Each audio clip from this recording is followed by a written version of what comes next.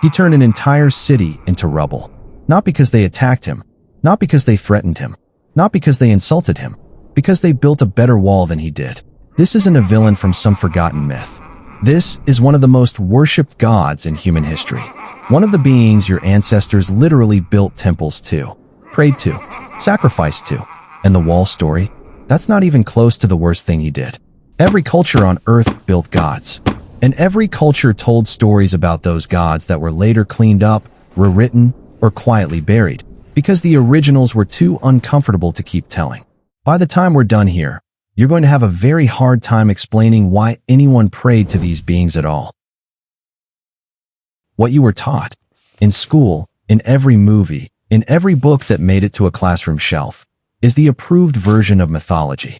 The version someone decided you could handle. The gods in that version are flawed but understandable, powerful but fair, occasionally cruel, but always for a reason you can accept. That version left some things out. Today we're going through 5 gods across 3 different mythologies, using the original source texts, not the adaptations, not the film versions, the actual ancient sources that most people never read. And what we find in those sources is genuinely difficult to defend.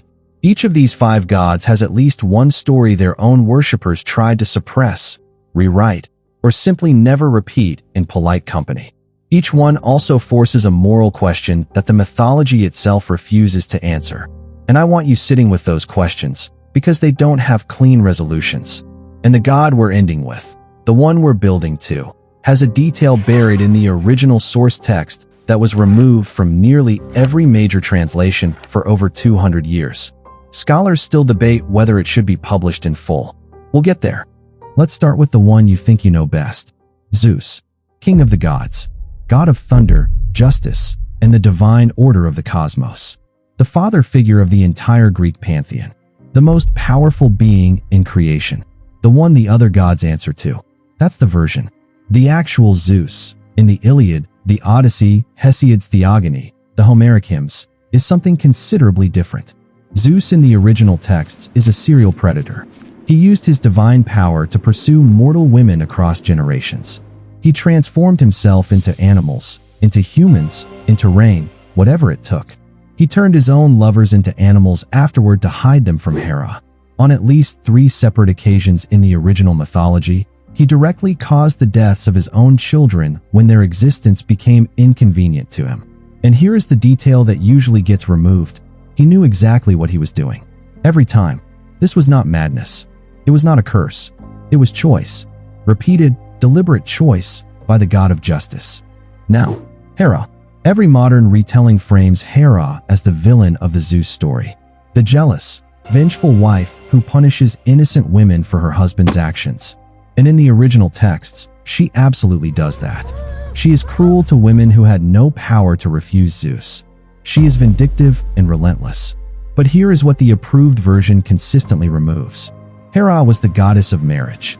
She presided over the sacred institution of the thing being violated by the most powerful being in existence, who happened to be her husband and who could not be stopped, divorced, or challenged. Her cruelty toward those women was wrong. But it was also the only power she had in a situation designed to ensure she had none. This is the pattern you are going to see with every god we cover today. The behavior that the mythology labels monstrous, the jealousy, the rage, the cruelty toward the innocent, almost always has a cause that the cleaned-up version quietly removes. The monsters in mythology rarely appear from nowhere. The original sources are more honest about why they exist. But Zeus, for all of this, is arguably not even in the top 3 most disturbing gods in this video. The next one did something Zeus never did. He did it to members of his own family. Deliberately. More than once. And in the original texts, he is celebrated for it. Ares is the god of war. Which sounds like a position of authority until you read what the other Olympian gods actually thought of him. In the Iliad, Homer's foundational epic of Greek literature, written to be performed publicly for Greek audiences, Zeus tells Ares directly, to his face, that he is the most hated being on Mount Olympus. Not feared, not dangerous, hated by his own father. In front of an audience, Ares loses battles in the original mythology. Repeatedly, he gets wounded by mortal heroes. He gets tricked. He gets humiliated. The The god of war is not a symbol of martial excellence in the original Greek texts. He is a symbol of what war actually is. Ugly, stupid, painful, and contemptible even to the people who need it. The Greeks didn't worship Ares because they loved him. They worshipped him because they were terrified of what happened if they didn't. There is something deeply strange about building temples to a being you openly despise. But that is Greek mythology. They were not confused about what war was. They were honest about it in a way most cultures are not. Odin is where this becomes philosophically uncomfortable. Because unlike Zeus, who acted from desire, and unlike Ares, who simply was what he was, Odin calculated everything. He sacrificed his own eye. Willingly. He hung himself from Yggdrasil, the world tree, for 9 days and 9 nights, with a spear through his side, as an offering to himself, to gain access to the runes. He traded away pieces of himself and pieces of the people around him for knowledge, systematically, over centuries, because Odin knew what was coming. The Norse mythology is unique among world mythologies in one specific way. The gods know their fate. Odin knows the exact circumstances of his death. He knows which creature will kill him. He knows when Ragnarok will come. He can see it. He has been preparing for it since before most of the 9 worlds existed. And the question the original Norse texts are actually asking, the philosophical question underneath all of the sacrifice and manipulation and calculated cruelty, is this: how much of yourself, and how many other people, is it acceptable to destroy in the name of survival? Odin's answer, demonstrated consistently across every major Norse source, is all of it. Every single time, without exception. He is not evil. He is something harder to dismiss than evil. He is rational. We still have 2 gods left. And I have been building toward one of them since the first line of this video. We are almost there. But what comes next? The god from a mythology most Western audiences have never seriously examined. Changes the entire moral framework of everything we've discussed so far. Everything we've looked at so far has come from Western mythological traditions, Greek and Norse.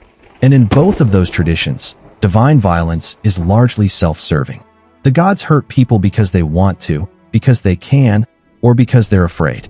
Hindu mythology introduces something neither of those traditions ever fully produced. Kali, goddess of time, death, transformation, and the destruction that precedes creation, is one of the most complex beings in any mythological tradition on Earth. She is depicted standing on the body of Shiva, her own husband. Her tongue is extended. She is covered in the blood of demons she has just consumed. She holds weapons and severed heads. And she is not the villain of this story. She is the hero. She is the one who saved everything. The destruction was the point. The original texts describe a battle in which conventional divine power could not stop a particular demon, Raktabija, because every drop of his blood that hit the ground became another demon. Standard weapons made it worse with every blow. The gods were losing a war that could not be won by fighting it in the normal way. So Kali fought it differently. She consumed the blood before it could hit the ground. She drank the battlefield. She did the thing that no other divine being was willing or able to do. And she did it without hesitation, and she saved everything. And then she could not stop. The battle frenzy continued after the victory. The texts describe her dancing on the battlefield, lost in the destruction, until Shiva lay down in her path, and she stepped on him.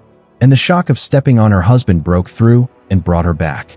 This is where Greek and Norse mythology would give you an easy moral. A god who loses control is punished. Order is restored.